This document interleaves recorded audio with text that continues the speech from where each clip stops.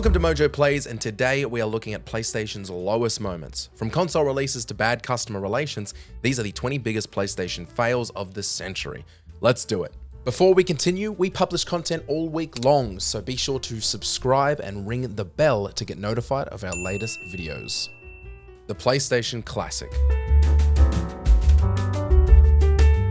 Classic consoles were a proven success, and Nintendo's NES and SNES Classic Editions inspired Sony to follow suit, assuming that the fans would welcome a compact library of classic PS1 games. Unfortunately, the effort put into the PlayStation Classic was about the same effort I used this morning on a full bladder piss. I can't believe I wrote that. Even before launch, the system was criticized for its underwhelming game selection. Think of your top 3 PS1 games, and you'd be lucky if one of them is on the Classic system. But once released, the issues ran deeper. An awkward user interface, poor emulation and image quality, and a steep $100 price tag. Yuck. PSP Go.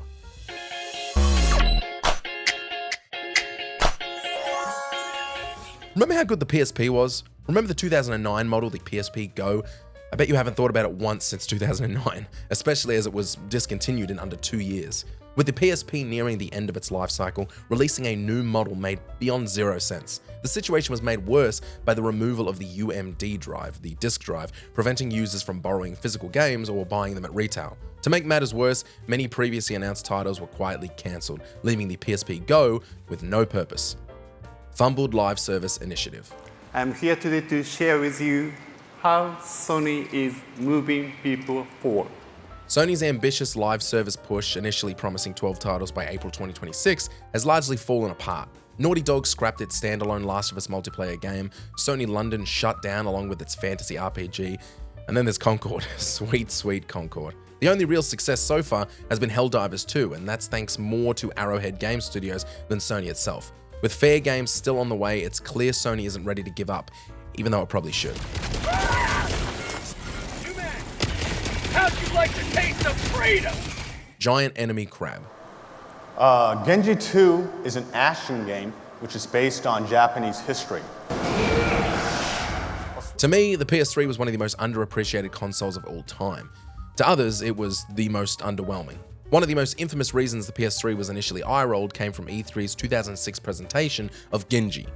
During the demo, producer Bill Rich described the game as based on famous battles that actually took place in Japan, only for the next scene to feature the now legendary giant enemy crab. He went on to tout features like attacking weak points for massive damage and weapon changes as groundbreaking, despite them being anything but new.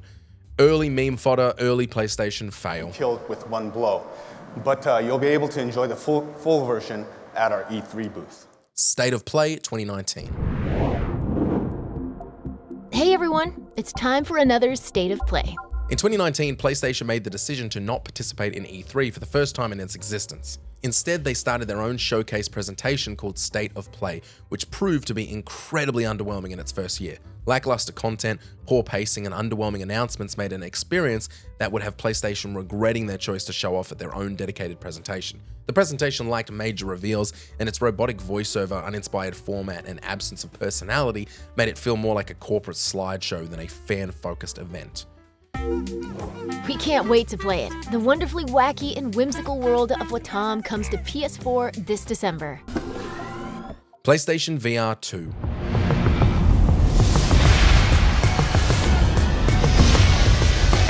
While the PlayStation Portal has seen notable success, the same can't be said for PlayStation VR 2, which has struggled to generate similar excitement. VR gaming overall hasn't gained the momentum many hoped for, and despite promising titles like Skydancer's Behemoth and Metro Awakening, the slowing stream of new releases, particularly from Sony's own studio, has been disappointing. Is console VR gaming the future of VR gaming? Probably not. Is PSVR 2 the future of VR gaming? Absolutely not.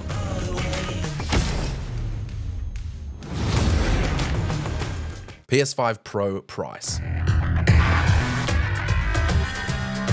Mid-generation console upgrades are nothing new for Sony, so rumors of a PS5 Pro didn't come as much of a shock, even if some developers reportedly felt it was unnecessary. Sony's eventual reveal was rather dull, barely highlighting the console's more meaningful improvements. Then came the kicker, a $700 price tag, with no disk drive or vertical stand included. While the console itself was solid, the steep price sparked immediate backlash and internet mockery, which is a fate worse than death. PlayStation Spectral Super Resolution. Today I'd like to do a deep dive into the technology behind our latest console, PlayStation 5 Pro. PSSR is an AI-driven upscaling technology introduced in the PS5 Pro. From a technical standpoint, PlayStation Spectral Super Resolution is impressive. Unfortunately, it's already causing image quality issues in several games. Star Wars Jedi Survivor and Alan Wake 2 are still waiting on patches. Silent Hill 2 Remake appears to have dropped it in favor of TSR, and Avatar Frontiers of Pandora will include an option to disable it. While the tech performs adequately in some titles, its rocky rollout and inconsistent results make for a less than ideal debut. Also, AI is always going to make people a little uneasy, as it probably should. The work isn't exclusively ML. The neural networks tend to be preceded by conventional processing and followed by some as well. It's the piece in the middle that's the neural network. Shovelware and AI slop on PSN. AI-generated games are single-handedly going to ruin modern gaming. AI-generated slop and shovelware on the PlayStation Network harm the platform's overall quality and user experience. These low-effort, mass-produced titles flood the store, burying legitimate indie games and making it harder for players to discover worthwhile content.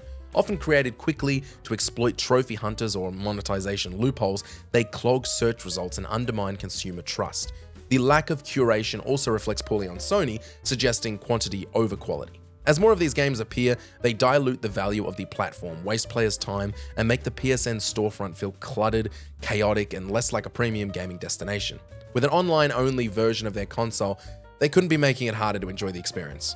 The PlayStation Home.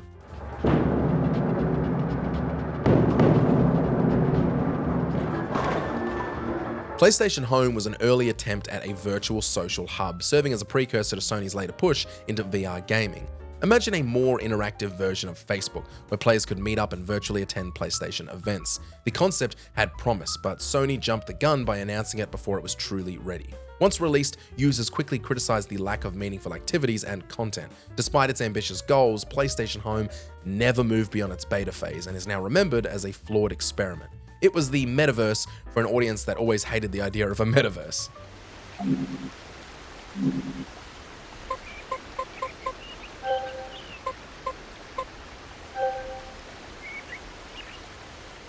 Closing Sony Japan Studio.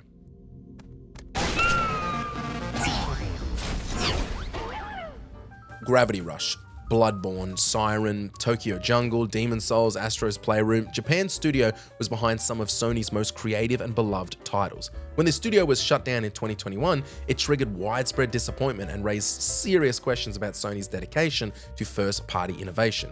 While Team Asobi emerged from the closure and delivered Astrobot, the vast number of high-quality IPs now left dormant is pretty disheartening. For many fans, it feels like a failing shop firing their best staff member.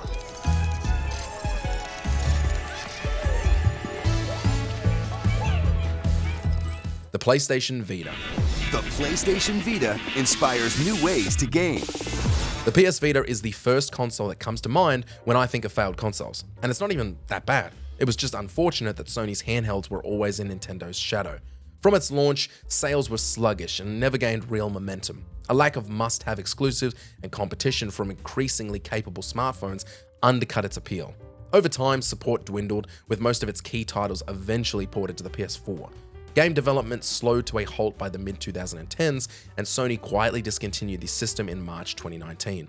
Unlike the Wii U, which paved the way for the Switch, the Vita seems to have no successor on the horizon, leaving it as a stain rather than a step in the right direction. Continually updating leaderboards allow you to post your top scores and keep an eye on the competition. Mandatory PSN linking for single-player PC games. Helldivers 2 was soaring in popularity when a controversy emerged. PC players were informed they'd need to link a PSN account on Steam.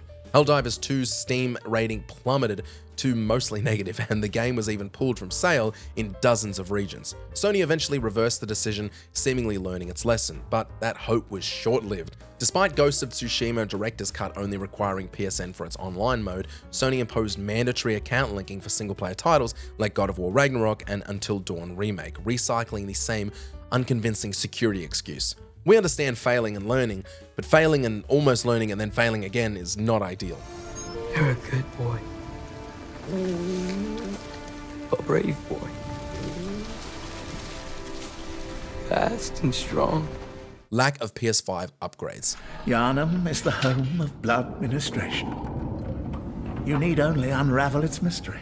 Whether or not Sony ever releases a Bloodborne remake, remaster, or sequel is neither here nor there. The fact that it still lacks a proper PS5 upgrade is genuinely baffling. While many games, both first-party titles like Gran Turismo Sport and Drive Club, and third-party hits like Red Dead Redemption 2 and the Batman Arkham Trilogy have yet to receive upgrades, Bloodborne stands out due to its immense fan demand. Even a simple 60 FPS patch would be welcomed.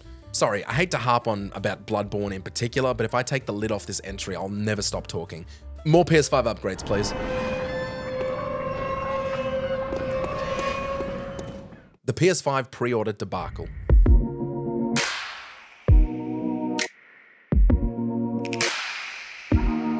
Who could forget the PS5 pre-order fiasco? Sony launched a sign-up page to notify customers ahead of time, promising not to drop pre-orders without warning, only to do exactly that right after a showcase. The sudden release caused chaos among retailers and sparked a wave of scalping. While Sony assured fans that more stock was coming, the global chip shortage and pandemic-related delays made getting a PS5 nearly impossible for months. Things eventually improved, but the way Sony handled the pre-order rollout was just a mess. Confusing, poorly communicated, and deeply frustrating for fans, this was a nightmare for gamers who'd been looking forward to their PlayStation upgrade from the day it was announced.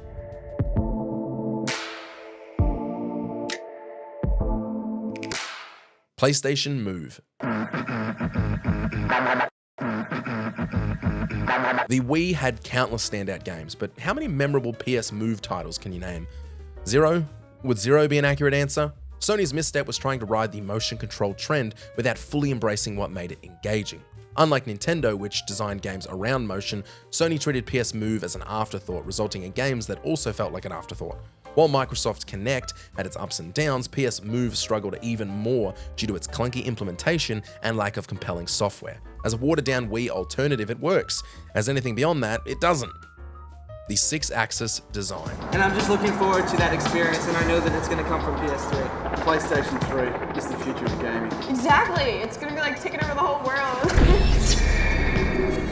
In an attempt to make a bold change, Sony initially scrapped the DualShock in favor of the 6-axis controller. Unfortunately, its prototype boomerang design drew heavy criticism, but the real misstep was the absence of rumble.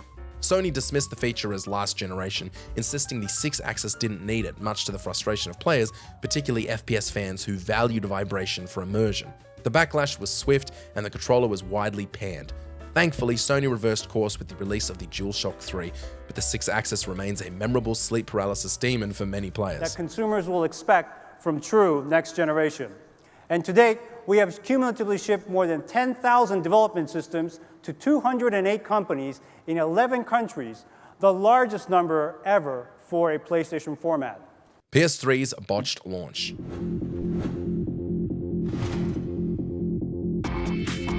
After the massive success of both PlayStation 1 and 2, Sony Computer Entertainment officially announced the groundbreaking PlayStation 3 at the Electronic Entertainment Expo of 2005. Nothing sets you up for failure more than having the competition beat you to the market by a full year.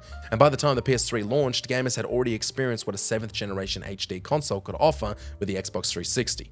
This head start gave Microsoft a major sales advantage. Sony's decision to abandon the familiar PS2 branding in favor of a new identity, complete with a Spider-Man 3 style logo, failed to resonate and quickly faded. However, the biggest misstep was the steep $600 price tag.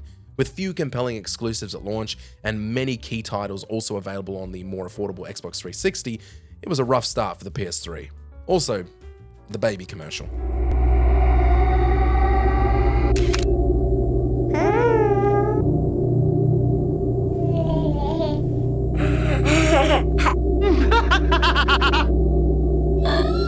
Concord. Get those bounty cards.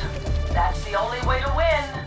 In a staggering financial blunder, Sony sunk $400 million into their project Concord, $200 million to acquire Firewalk Studios, and another $200 million to push out a generic PvP hero shooter. Interest was so low that the game was pulled from sale and its servers shut down less than 2 weeks after launch. 2 weeks! Firewalk Studios was closed by October 2024. Shockingly, Sony had internally hyped Concord as the next Star Wars, a claim that now seems crazy out of touch. Sony might as well tell Warner Brothers to step aside because Concord has become the most infamous gaming flop since Atari's E.T.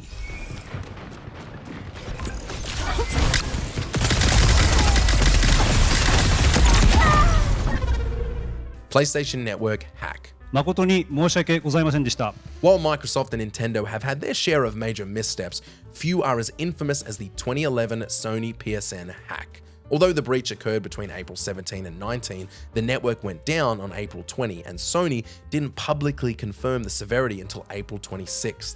That's when the company revealed that personal data from up to 77 million users may have been compromised.